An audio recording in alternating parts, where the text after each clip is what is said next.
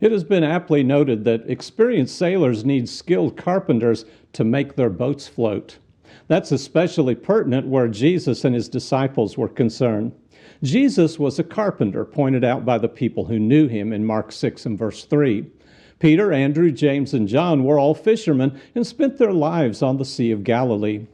If a storm comes up while you're in a boat, do you expect the carpenter to save you or the fisherman? That's the very circumstance that arises in Luke chapter 8, verses 22 through 25.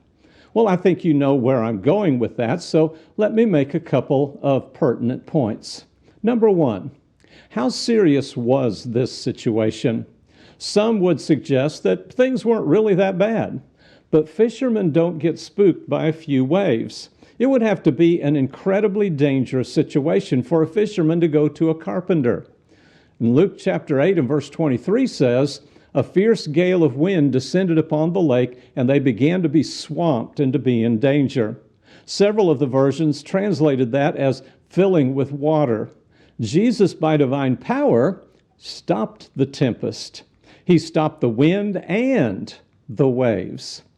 Number two, the Sea of Galilee is a pretty big body of water.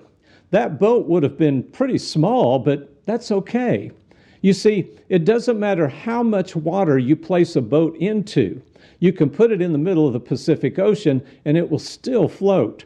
It's the water inside the boat that really makes the difference. So that's what's dangerous.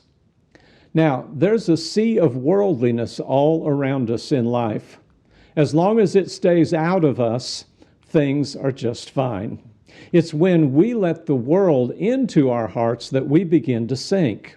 Where we go, the way we talk, the way we dress, the way we act, that's all going to tell the story.